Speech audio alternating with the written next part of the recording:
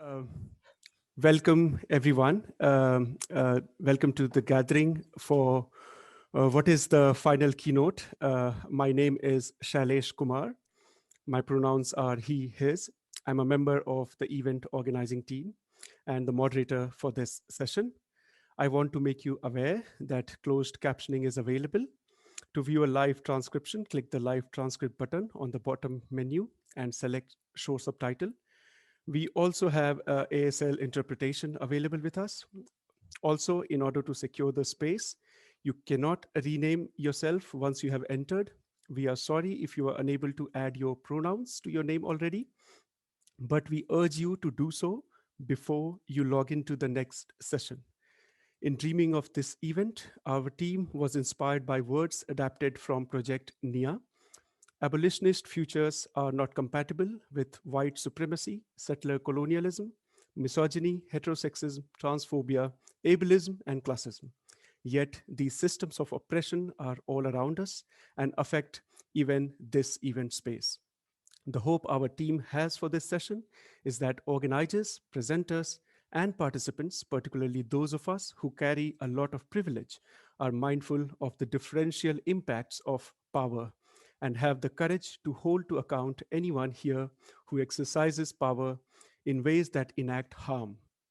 If one of our organizers removes you from this session, our intention is not to punish nor to exclude you, but to practice care for the abolitionist community we are building.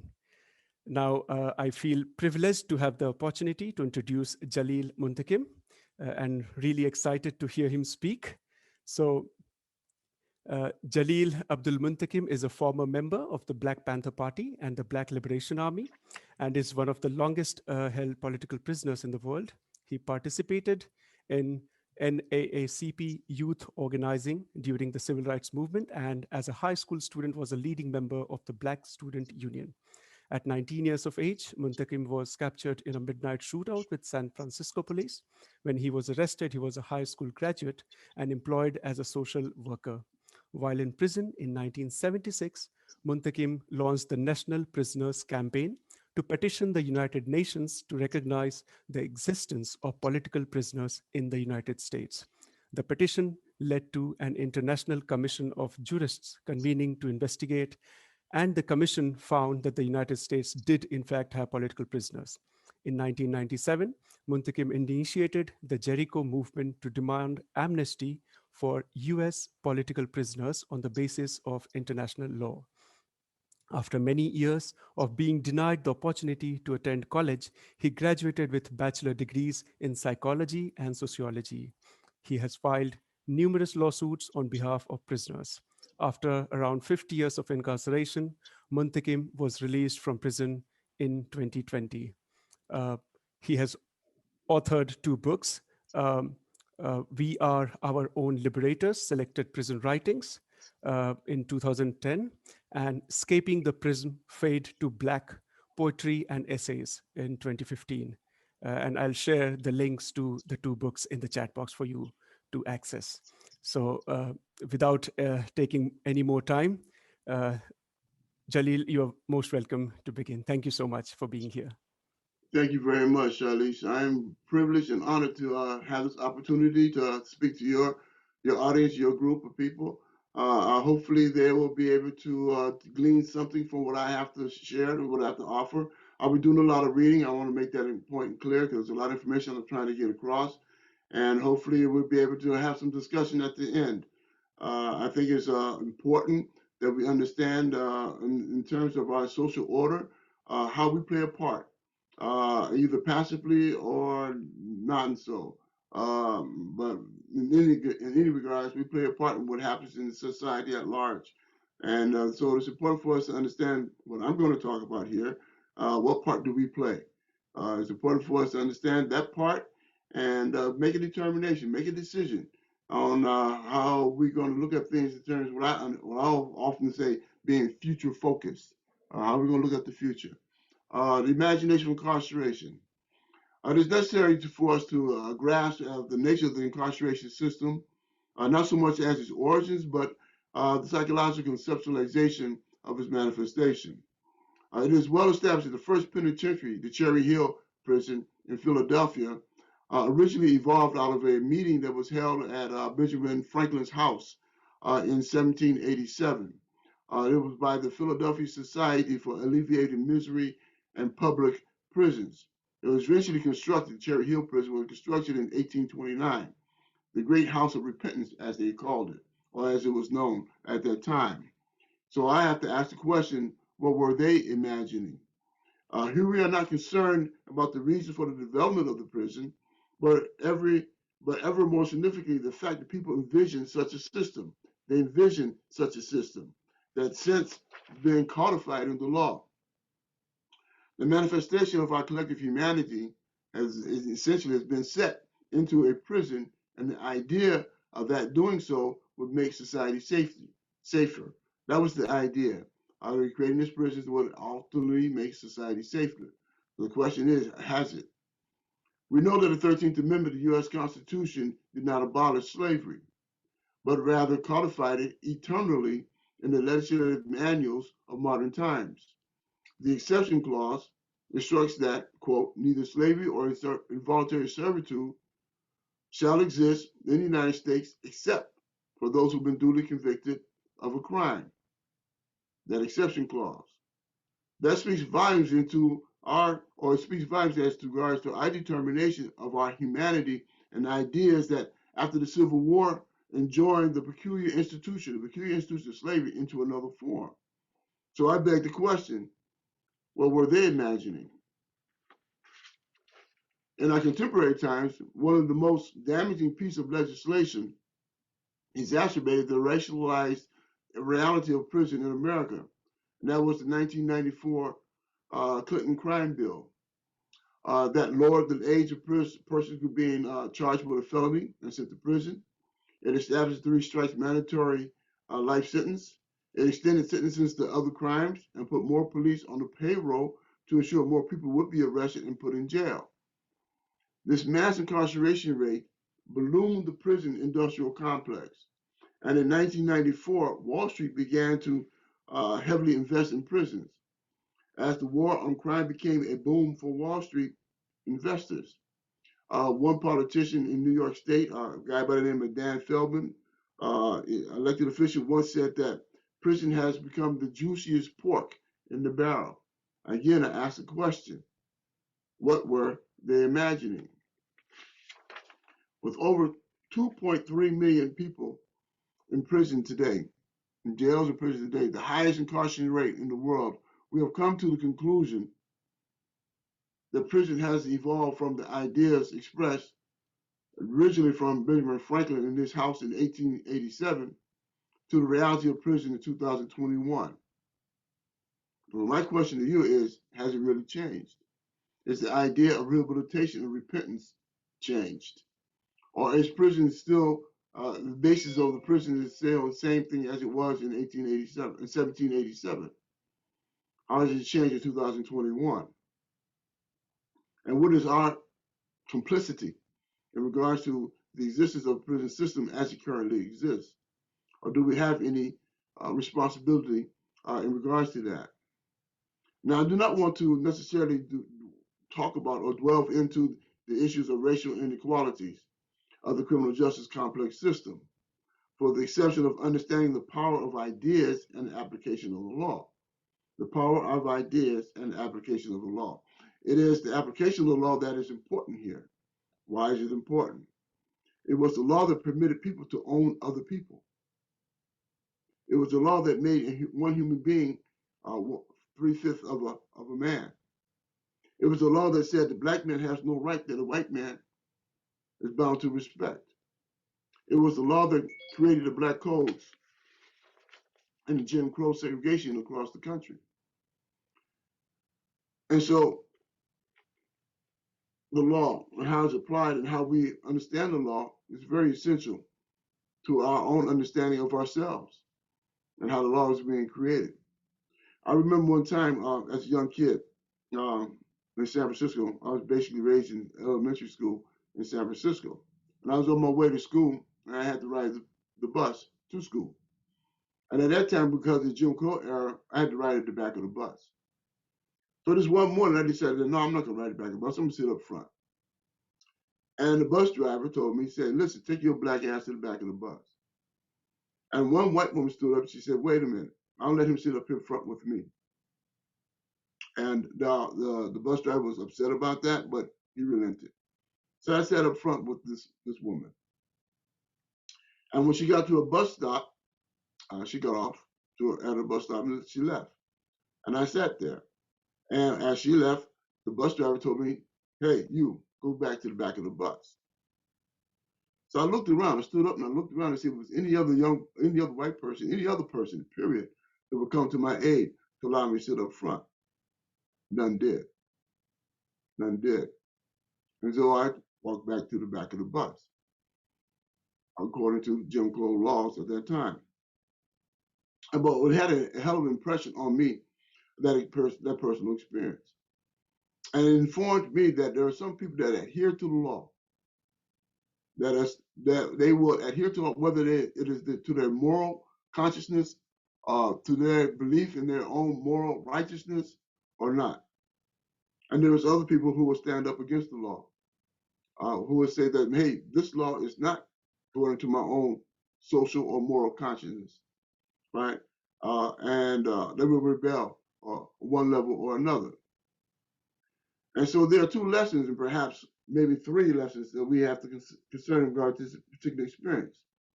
As I said, some people will defy the law, and some people will be adherent to the law, despite their own moral or conscious understanding of how has the law been applied, how the law has framed the condition for which we think. As we well know, thought precedes action, right? How we think is the determining factor of what we do or how we behave. And therefore, if we think that the law is correct, then we adhere to the law. And in many instances, the law defines our thinking, our capacity to determine our own social order or social moral foundation from which we interact with one another as human beings. And that's something that really we need to consider. How the law determines our interactions as human beings, right? It decides for us. And either we are complicit to it, or in other ways we are responsible for it. So in knowing that the numbers of people, for instance, today, the number of people in prisons, in the US prisons, more than any other technological advanced nation in the world, the majority of people are unable to imagine anything outside of the law that we have been indoctrinated to believe to be proper, or to be right, or to be unchangeable. That it is once set, it is set in stone. Well, of course, I defy that. I defied it when I was a young person, in understanding the nature of the inequities of social order. I defied it while I was in prison, dealing with the issues of incarceration and what that meant. I defied it now that I'm out of prison and working with various organizations, particularly like New York, the Citizen Action, and trying to get the laws changed. Citizen Action and many other organizations in New York State recently had solitary confinement almost nullified, put a restrictions on the means by which prisoners can be sent to prison, called the HALT bill that they got passed recently. And so we know that the law can be changed, that we can deal with the issues of incarceration in many ways. The question then is, how do we imagine decarceration? That's the big question. Is it possible to imagine decarceration absent imagining the utter destruction of the system that it is based upon? A system that's based upon exploitation, based upon competition, is based upon individualism, is based upon profiteering, right? A system that we call capitalism, right? I dare say that absolutely no way that we can imagine decarceration without also imagining the destruction of capitalist imperialism, right? And the reason why the mantra of capitalist imperialism, the mantra of capitalism is based on the subjugation of people. The capitalist system is based upon the subjugation of people. It's based upon exploitation of people.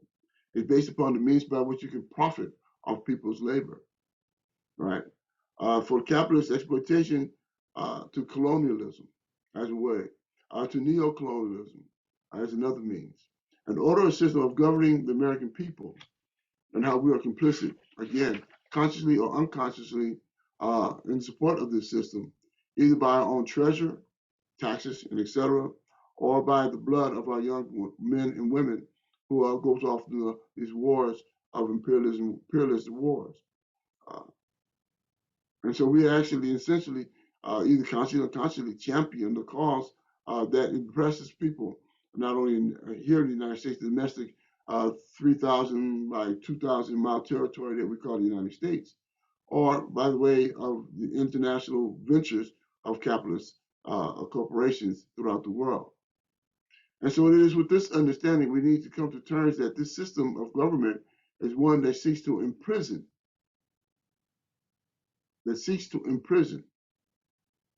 When doing so, it incorporates interests that foster the ideal of white supremacist controls. Because we well know that the system is based upon the ideal of white supremacy, which, in my opinion, is an aberrant psychological problem that white people have. Right? I often tell people that the issue of white supremacy is not a black person's problem, or a brown person's problem, or a yellow person's problem. It's a white people's problem. They are the ones who have to deal with the issue of white supremacy. It becomes our problem when they try to impose white supremacy upon people of color.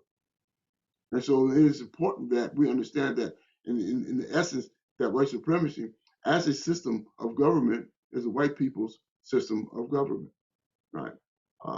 And so we are challenged by that. Steve Martinet identifies this as the machinery of whiteness, right? In one of his books, The Machine of Whiteness, where racialization of people is codified. It is made into law. And the corporate interests perpetuate and profits from the means and mechanism of ensuring that it is a race and class that is exploitable, that there is a race and class that is exploitable. And so when we talk about de-incarceration, then we have to also talk about the system in and of itself. Therefore, I forward the argument there is no decarceration, there cannot be any decarceration after the dismantling of the socioeconomic and political order from which it derives and it serves. All right. And then it leads to the need for a strategy and or tactics that incorporates a conscious determination to build a movement to de-incarcerate. It will take many forms, several different forms in order to do so. The system of incarceration is in fact has a weak spot, right? The system of incarceration has a weak spot, a point of vulnerability that can be challenged on two fronts, but generally based upon the same principle. It can be challenged on two fronts, but based on the same principle. That is, demands accountability is in the system itself. If such a system exists, then the only other industry should be not to be concerned about the end product, or should it be? Right? Is it an industry? Is it an industry that should be concerned about its end product? Right? And if so, then that perhaps that is the issue of accountability that if we address that accountability, can end up destroying the system itself, right? The end product. Because if the system operates as it's supposed to, unless it's supposed to, as perhaps the ideas of Benjamin Franklin in 1787, or as the ideas of Bill Clinton in 1994, then the end product of an industry has to be concerned about how does it either maintain itself as an industry or ultimately outlive itself as an industry. For us, as a way to challenge the issues of incarceration or move towards the ideas of decarceration and making it accountable, then one of the things that we might want to consider doing is ensuring that the end product is one that never goes back to prison again. All right.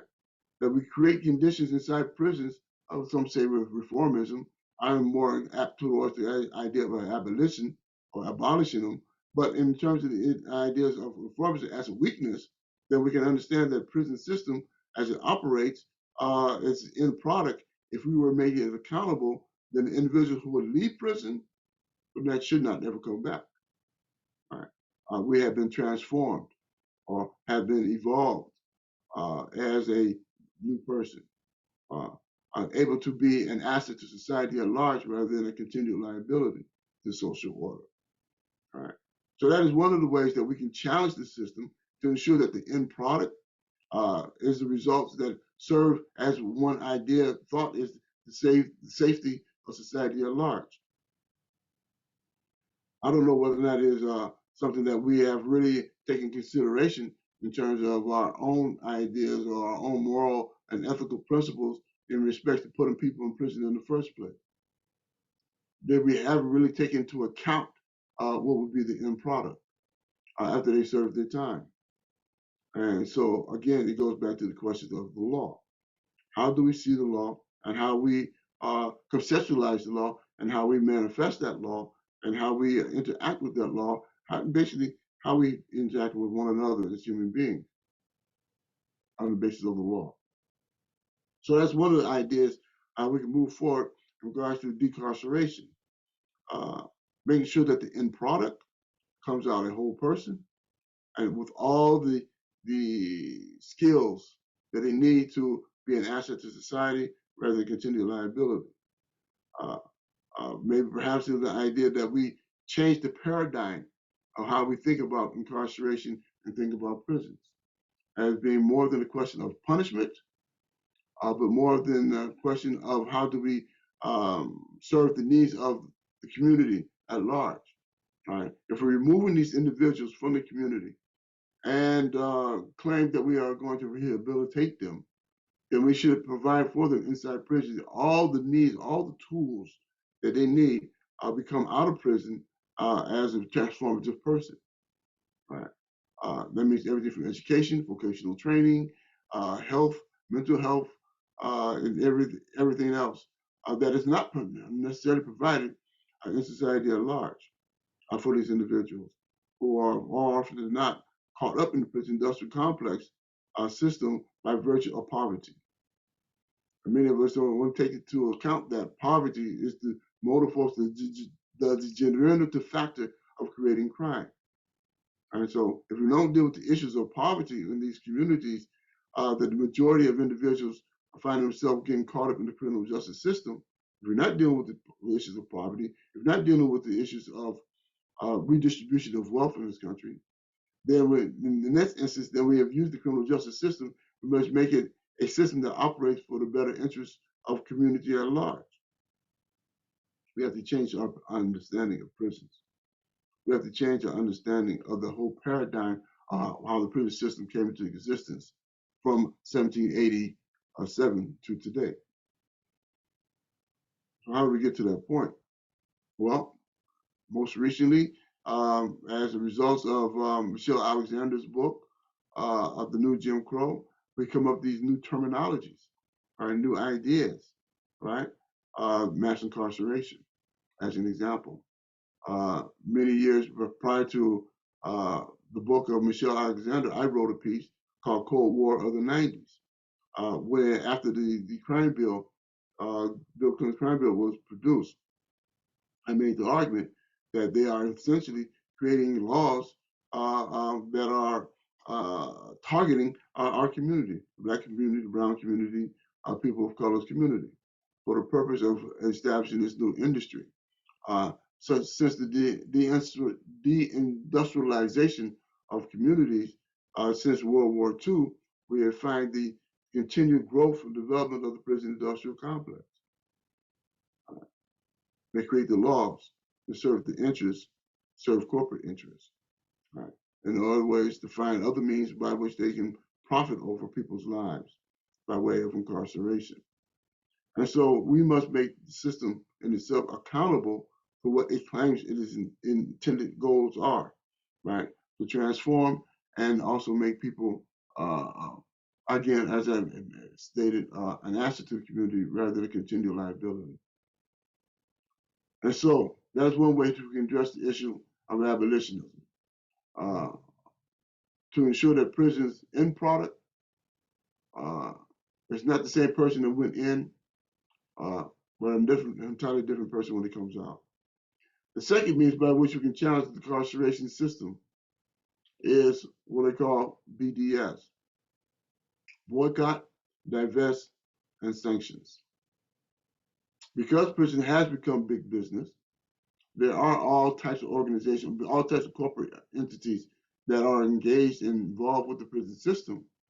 Then it might be necessary, it might be important to target those corporate interests. Target them, right? Take the money out of the prison system, right? So we target these corporate entities, boycotts. We demand that they divest from the prison system, and we create sanctions against them. And that's another way for us to challenge the system of incarceration, challenge the incarceration idea or complex that we have here in the United States. In this way, we begin to educate the broad masses as to how the system came into existence, why did it continue to exist, and how that we can destroy it. The prison operates dysfunctional and is an aberration to our common humanity. Essentially, it is a relic. It is a relic of this country's rationalized history, racialized history. And we must figure out ways how to challenge this racialized history. It must come to terms that this country is to survive, if it is to survive, a third civil war. And I think that many of us are looking at what's going on in this country today and recognize that white supremacy in and of itself is trying to reassert the means and mechanisms of control. And in doing so, may very well bring this country to the brink of a new civil war. We have to be concerned about that. What happened on the 6th of the last month was a shot across the bow in determining how this country will be looking a future focus. These incessant killing of Black and brown people by the police departments is part of the criminal justice system. It's part of the system to control social order, right? And essentially a means and mechanism to essentially put people back in their place, or with the idea of what their place is supposed to be. And so it is extremely important for us, right, those who are conscious of what's going on in the social order at large and have a moral foundation by which we feel that what is going on is not right, that it is wrong, that we need to be able to challenge the system in all of our capacity to do so, right? And so I talked about de-incarceration, or imagining the prospects of a future that does not have prison, that not has the capacity to incarcerate people to the degree that it has. Can we do that? Do we have the capacity to have that kind of imagination? Can we break out the frame that we have been taught, have been, what's the word I'm looking for? Indoctrinated, and to believe is written in stone. That the laws have been made by man for man. But I think that we can also make new laws. We can make a new understanding of how the law is to be applied. We can inject our own humanity into the law if we so desire to do so. And that is the course of our own struggle. That is the course of our, what I call revolution.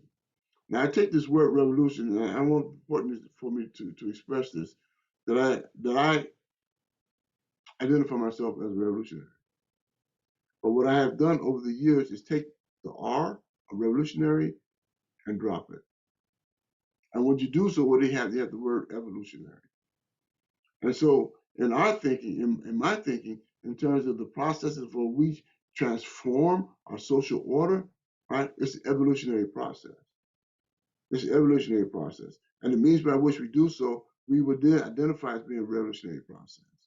It is a revolutionary process of the evolution of humankind, right? Where we transform ourselves from one state of relationship to one another to another state of relationship, to a higher state of relationship with one another, of the moral foundation, the moral fabric that we are in this together, that we are the vicegerents of the planet, and therefore we have an interrelationship with one another to not only preserve the planet, but preserve one another in the social order. Unfortunately, the capitalist social order does not permit that. It does not operate for the basis of our own personal survival to the extent whereas the corporate entity is threatened. You know, I find it strange that 600 billionaires, 600 billionaires control 90% of the wealth of this country. That's 28,000 families control 90% of the wealth of this country. How do we permit that to happen? What is in our own consciousness? What is in our own brains? How we've been indoctrinated to believe that that is right? Right? That this inequitable distribution of wealth or this hoarding of wealth by so few people has damaged the lives of so many more, millions of people. And this includes the industrial prison complex, right? And what does that mean for us? And so I think that it's important for us as people, particularly those who live within the 3,000 or 2,000 mile territory we call the United States, to come to terms with the fact that we are complicit in our own oppression. We are complicit in our own exploitation. By knowing the system in itself creates the conditions by which there is divisions. As I said earlier, capitalism is based upon the ideas of exploitation, individualism, and class divisions. All right. And if we understand the system in and of itself and how it functions, how it operates, then we have a responsibility. We should have a responsibility to challenge the system, to challenge the way by which we essentially throw people away. Right?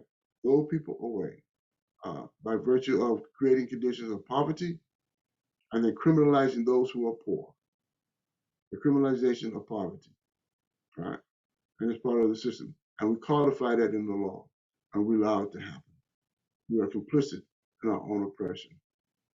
And so in this instance, and what I put forth here is that the need for us to develop the means and mechanisms by which we can challenge the system, particularly in the incarceration system, and by one way, in terms of ideas of abolishing the system, is to ensure that the end product of the system don't return.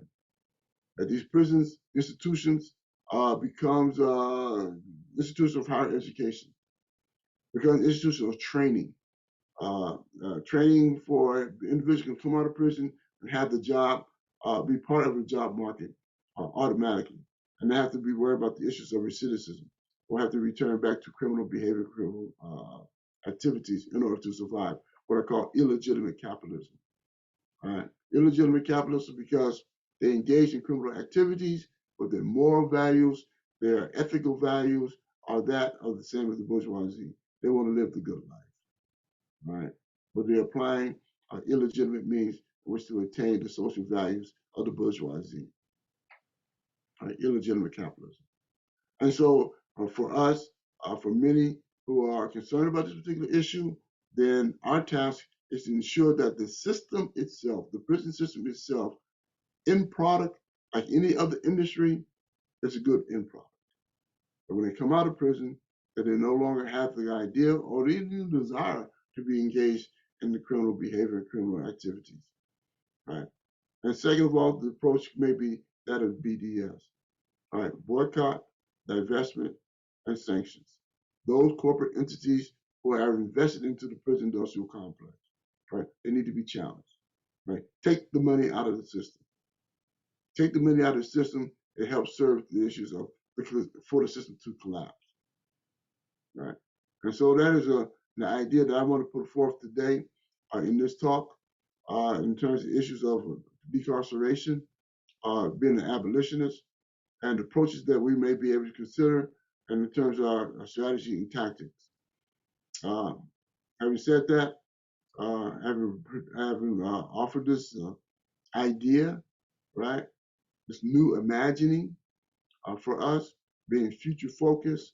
I would like to entertain if there are any questions to this talk. Charlotte?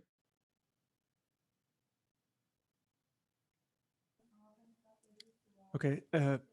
Thank you so much, Jalil, for that very powerful and thought-provoking talk. And thank you also for sharing your personal experiences and thoughts and solutions with us. Uh, Especially talking about law and the conceptualization of law, and of course talking about many other things, including destruction of capital imperialism and how we can kind of do decarceration by taking out money from the prison systems, and also your thoughts on if I can use the term criminal punishment system. So I'm sure participants here must be having lots to talk about, and maybe questions as well. So feel free to put your questions in the chat box, or you can just put your name or a question mark in the chat box if you want to ask your question verbally. Thank you so much. Okay, so there is one question from Kush. So Kush asks, does Jalil have any thoughts on the suitability of prisons to provide for and equip people with the things they may have been missing in society? In the UK, some people idolize those running Nordic prison systems, for example, but those same systems treat people with precarious immigration status the worst, just like the United States and so many other jurisdictions. Jalil, thanks. Very good question. The question goes back to the issue, to go back to the system of capitalism and imperialism. And naturally goes back to the idea of the migration from the south to the north. And I think that's what he's basically alluding to. Now we have two parts. It's a two-part question, and one part is the system itself, the prison system, particularly in Denmark and Sweden and etc., and how they operate as compared to the system here in the United States. And one thing that we have to understand, or actually a couple of things we need to understand, those systems, Sweden and Denmark, and etc., the population for the most part, homogeneous population. The majority of the individuals there are white people. And so this is the understanding that we have interrelationship, what I talked about earlier, our interrelationship with as people. How do we interrelate with one another? And unfortunately, because the United States is a white supremacist country, right, and with a whole history of oppressing people of color, then their treatment in regards to the prison system will reflect that as well. Unlike that, what's going on in Sweden and Denmark and the Nordic countries, and so that's one point that we have to make. Now, the other point is to see the question of immigration. Are those individuals who find themselves in the criminal justice system in the Nordic countries and then having to be expelled as it relates to integration? Again, it goes back to the ideas of white supremacy, right? In the Nordic, whether they want to agree with it or accept it, the fact that the reality of it, that does exist. And it goes back into a bigger story, a bigger history of capitalist imperialism and how the social order of capitalist imperialism exploited the North. Basically the South, excuse me, how the South, how the North exploited the South, right? And created conditions by which many people of color from the South is migrated to the North, looking for better jobs, looking for a better means for which to take care of their families, etc. And so in this instance, the North is trying to prevent the browning of the North. Right? They're trying to protect the ideas of their own superiority over the ideas of superiority, the false ideas of superiority as white people. And so in this instance, and instead of preventing or limiting the browning of the North, they're going to send these people back to the South. Although the South has been exploited to the extent of being unproductive in many ways, either by land or by labor, by virtue of the corporate or the imperialist incursions in those particular countries, talking about the South. And so we have a broader, complex understanding of what was going on, not only in regards to the prison system, but in terms of the social order itself, based upon the division between the North and South, and the ideas of colonialism and neo-colonialism, and how that has impacted the South, and what that means going forward. And so, in this instance, I hope I answered your question to a certain degree. You get some broad understanding as to why people are treated differently in the Nordic countries in regards to their incarceration rate. Right? One, again, is for the most part, is mostly white people, and because of the mostly majority of white people, they treat one another differently in regards to the ideas of what needs to be done in regards to individuals being treated in prison and what their expectations are coming out of prison. Unfortunately, that is not the case for people of color. Oftentimes, although they may be treated, particularly in the Nordic countries, they're treated the same as white folks.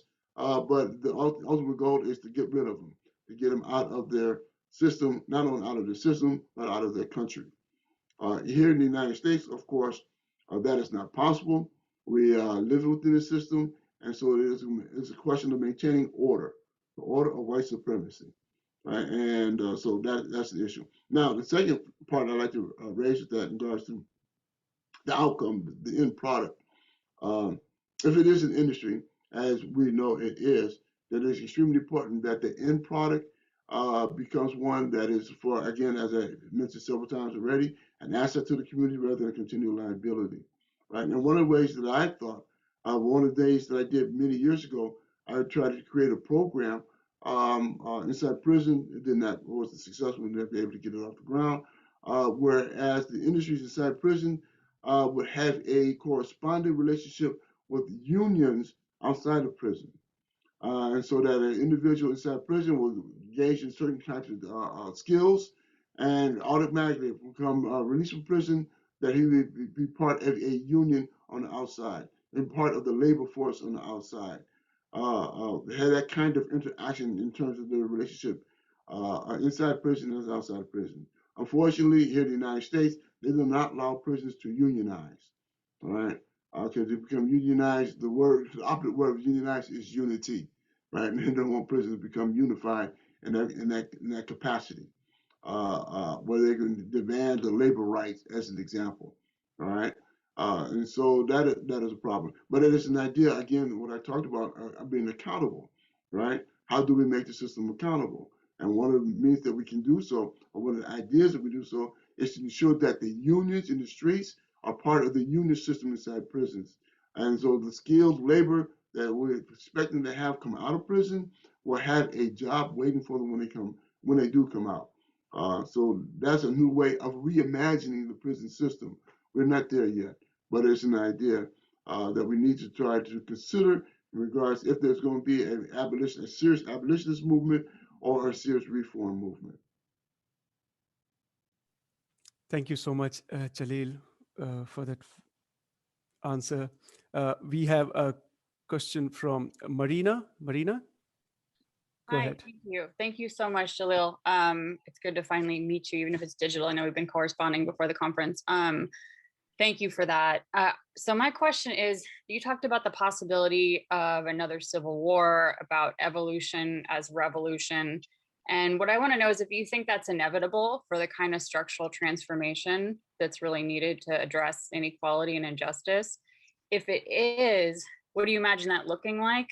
And I guess either way, is it compatible with the idea of using American law as a tool of social change?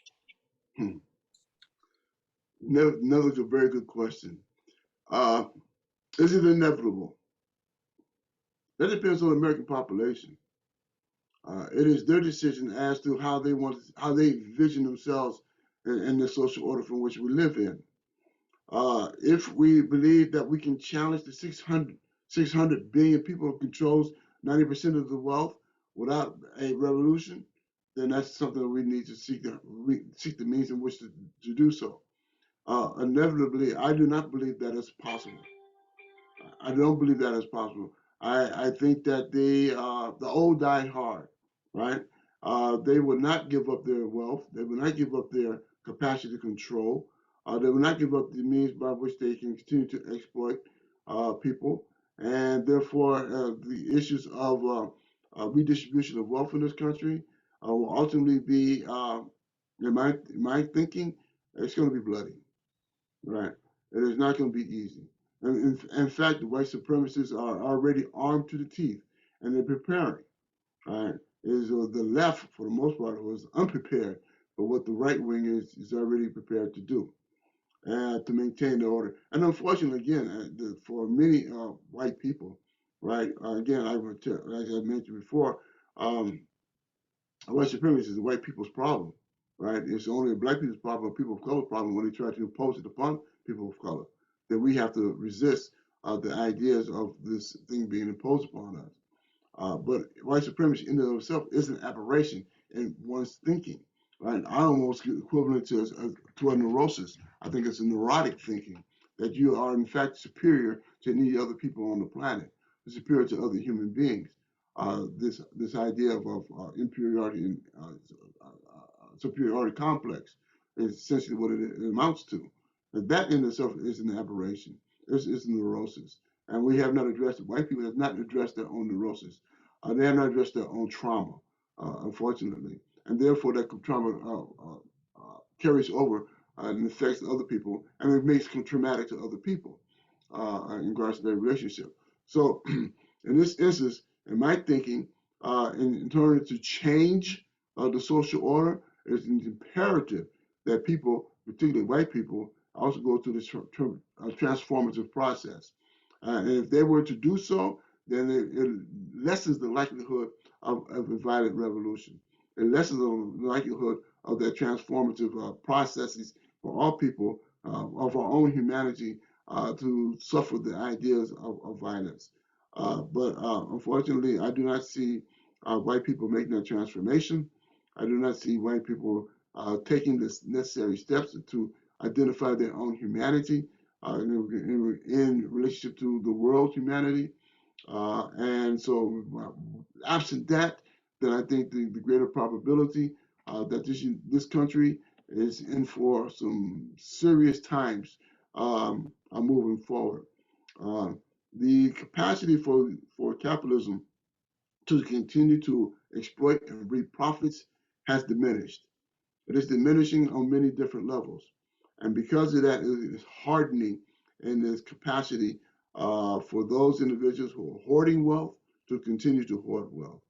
And so it is imperative for us, particularly those on the left, to come to that understanding that we, in our efforts to challenge the system and to demand a greater equitable distribution of wealth in this country, to essentially take control of the means and modes of production, and ensure that there is shared wealth, will require some real serious struggles, some real struggle, preparedness to engage in confrontation, right?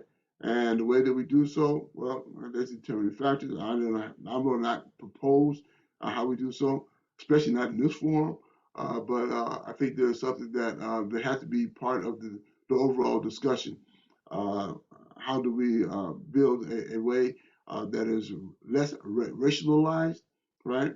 Building coalitions for the most part amongst our people. Remember the movie that just came out, Judas and the Messiah. And one of the things that my dear brother, comrade, Fred Hampton had created during the course of his 21 years of life before he was snuffed out by state terrorism, that he created was the idea of a rainbow coalition, right? That was his idea before Jesse Jackson appropriated it. All right, but the Rainbow Coalition was a means by which you bring the various oppressed nations, oppressed peoples together and fight for their common goals and common interests. I think that's a possibility that still exists today. Possibility still exists today, but we have a ways to go. And so if we were to do so, then that would mitigate against the probability of a violent revolution or a third civil war. I think we're in the epoch of civil war, epoch, EPAOCH, the epoch of civil war today. We're in that process now. It is Cold War at this point in time, but I think that if we do not make the necessary changes in our understanding of what's going on in the world today, that it will become very much a hot war. Unfortunately for Black people, people of color, they are reaching the brunt, right, of the beginning of this particular hot war. The many deaths that's going on across this country, the decimation of particularly young people.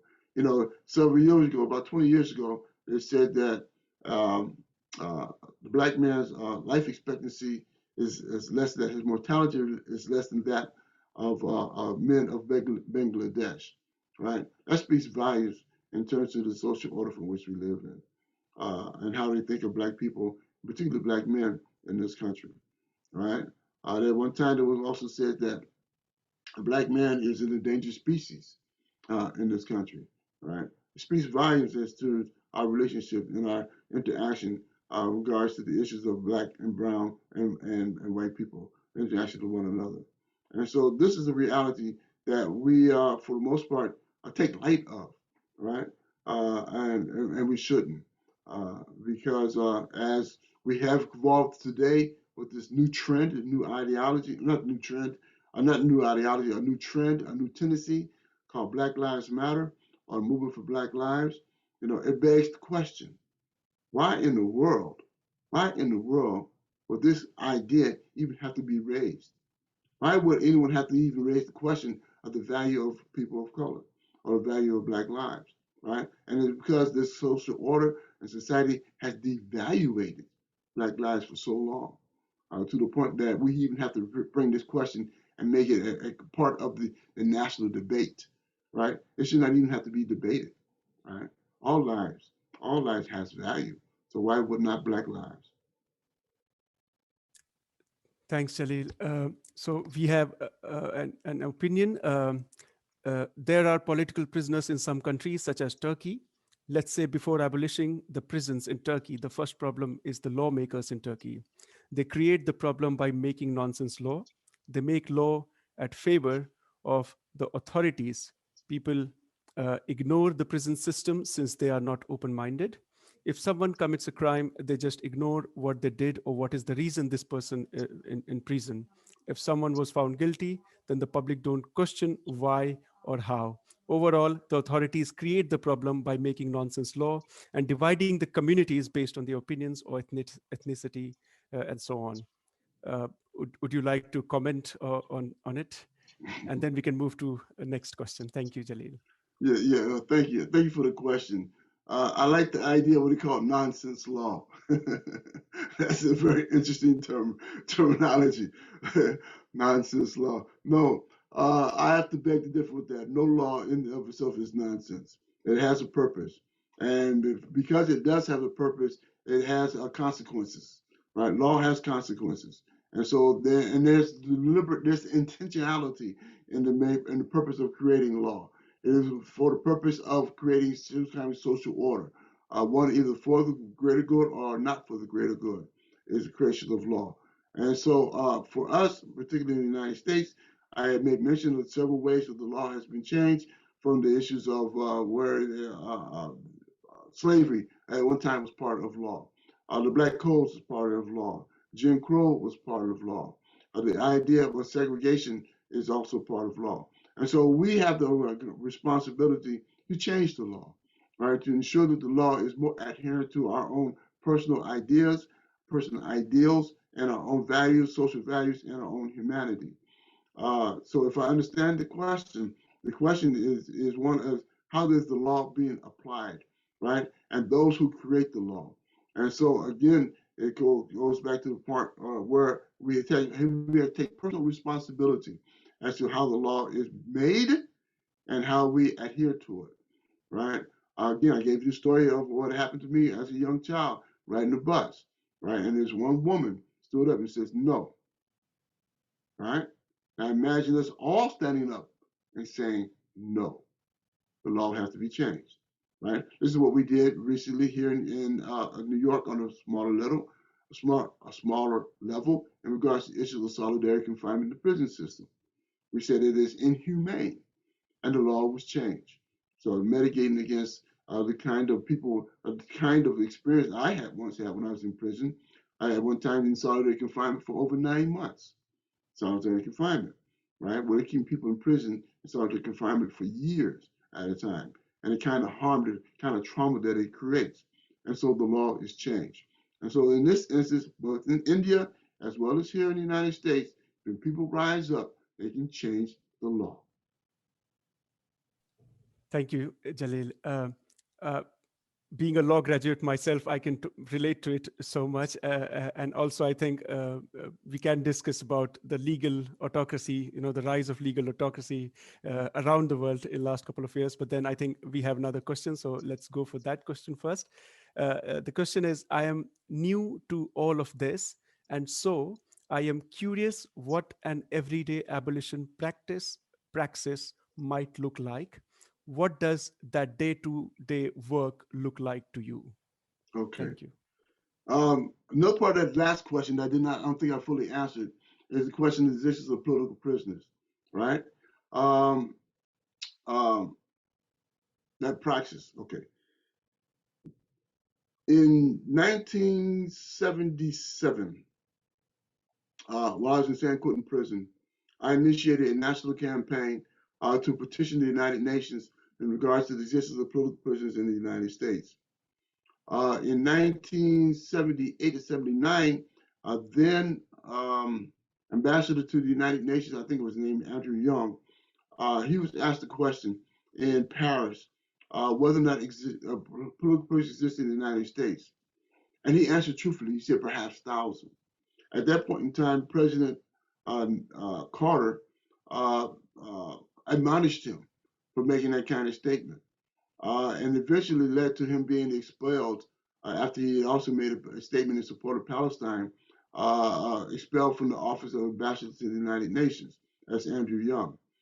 And so what we find is that, and now today, as another example, how people transform President Carter, or former President Carter, recently petitioned, I think it was George Bush, for the release of a Puerto Rican political prisoner. All right, petitioned George Bush for the release of political prisoners. Now, I don't know whether or not whether Jimmy Carter and Andrew Young reconciled their differences back when he was ambassador to the United Nations or not, but it does show the evolution of Jimmy Carter.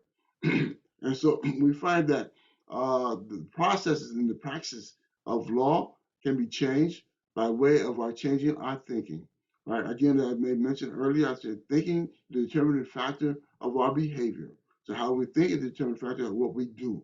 And so therefore, if we change our mind, if we change our imagination, or if we imagine a new, different future, then we'll begin the processes of making that into manifestation. We'll start making that happen.